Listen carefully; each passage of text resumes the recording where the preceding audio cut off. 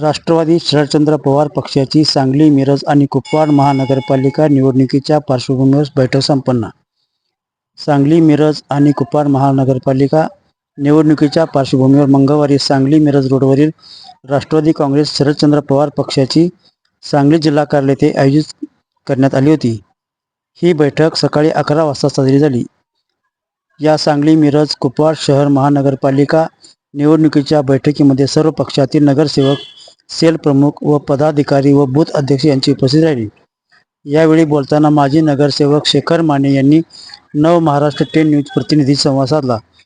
या बैठकीमध्ये माननीय संजय बजाज, राहुल दादा पवार, संगीता हारगे, सचिन जगदाळे, सागर घोडके, अभिजित हारगे, तानाजी गडदे, उत्तम कांबळे आदींची उपस्थिती होती. पवार पक्षाची शहर कार्यकारिणी तसेच सर्व फ्रंटल सेलचे प्रमुख यांची आगामी महापालिकेच्या निवडणुकीच्या अनुषंगाने बैठक पार पडली. यापूर्वी 4 दिवसापूर्वी आमचे नेते जयंत पाटील साहेबांनी सर्व इच्छुक उमेदवारांची व प्रमुख कार्यकर्त्यांची बैठक घेतली होती. त्यांनी त्यामध्ये सूचना केल्या होत्या. सर्व फ्रंटल सेल फादर बॉडी यांच्या बैठका आयोजित करून पक्षाच्या उमेदवारांची अर्ज मागणीचे फॉर्म पक्ष कार्यालयात ठेवावे व त्यानंतर लोकसंवादातून लोकांच्या सूचनेतून प्रत्येक भागात जाऊन पक्षाच्या प्रमुख पदाधिकाऱ्यांनी उमेदवारांचे नावे इच्छुकांची घ्यावी.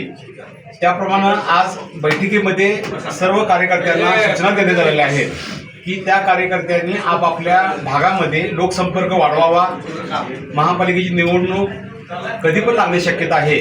त्या अनुषंगानं राष्ट्रवादी काँग्रेस पक्ष शरदचंद्र पवार हा कसा आघाडीवर राहील, लोकांची सेवा अधिकाधिक कशी करेल, लोकांचे प्रश्न कसे सोडवेल, हे कार्यकर्त्यांनी प्रामाणिकपणे प्रयत्न करावेत अशा आशयाच्या सूचना शहराचे अध्यक्ष संजय बजाज, माजी नगरसेवक हरिदास पाटील, उत्तम कांबळे, विधानसभेचे अध्यक्ष सचिन जगदाळे, अमृततेज चोपडे तसेच सर्वच महिला व युवक पदाधिकाऱ्यांनी केलेले आहेत.